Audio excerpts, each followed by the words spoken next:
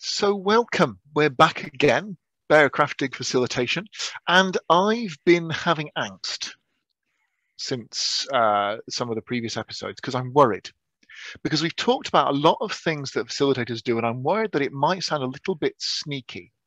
You know, when you have a second person in that meeting feeding you lines that we talked about in that previous episode, how does that help you get a group's trust if you're being a little bit sneaky about what you do in how you facilitate? Does that make sense, Fenari? It does, and this speaks kind of to ethics, and I think it's an important discussion, and it's good that it comes up. I don't like that you have been having angst, but okay, let's talk about this. Well, part of being a facilitator is, you know, that constant thinking about, well, am I doing the right thing? Is that the right thing? That kind of process. And I was talking to a good friend about it, Mike, and he said, well, actually, the opposite of sneaky is forthright.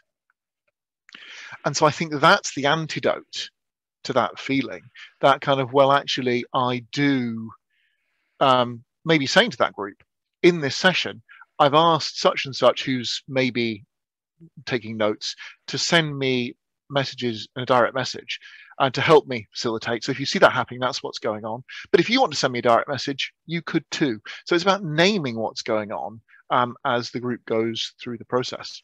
Put it out in the open. I think this is something that we should consider probably very early in the process. So it might speak to goal, the first item in the facilitation model.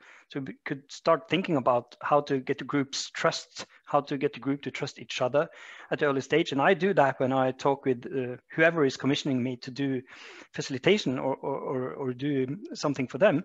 There would be talk about goal. I would try to sniff out, is there also a question for a specific output?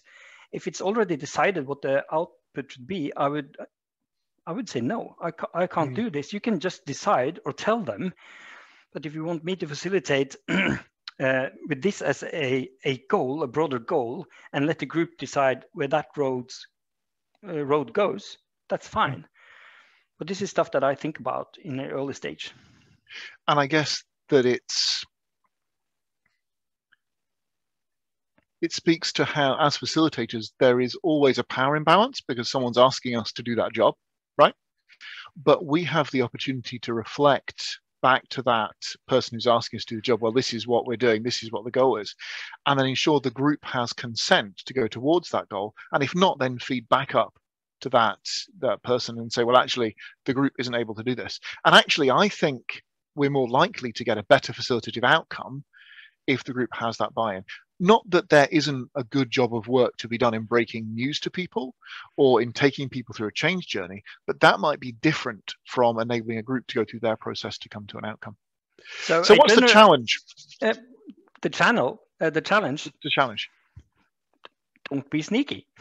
Don't be sneaky. Can you be more forthright? And we'd love to see what your experiment is in how you do that below in chat, and we'll look forward to seeing you next time.